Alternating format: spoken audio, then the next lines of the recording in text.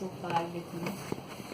After working with financial institutions and heading their profit center, at the same time their core centers of trading and other financial products. Then the interest was developed in education, and worked with Advait Life Education for long years, around 8.5 to 9 years time. And now going deeply in education, when somebody really feels like being in education and actually means the word education and tries to find out the meaning of the word education, then the responsibility and the challenges one finds that are more deeper. And the more deeply you go into it, then comes up the real books. The books which are actually real and unreal. With unreal, I mean the other books are relative, very, very relative, as per the situations, as per the environment and the surrounding that's going on.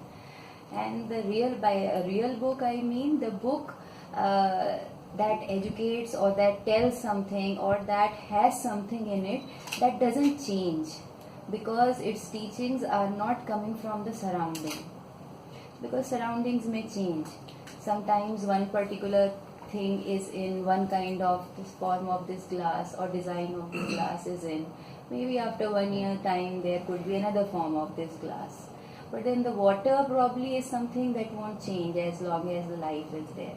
And as long as water is there, then life is there. Right. So there is something that never changes. And that we call as timeless. That we call as timeless.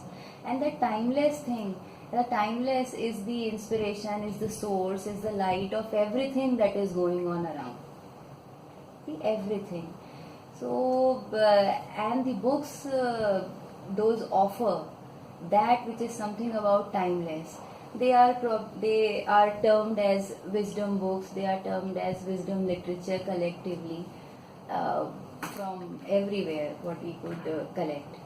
So then going deeply into it, then the interest was developed. Then I have been volunteering for a foundation called Prashant Advait Foundation. Advait Life, he was the founder director of Advait Life Education, and I was the founding team member of Advait Life Education. And it's been learning all these things under him only. He was the initiator and the facilitator, and the teacher also, and that has been the journey so far.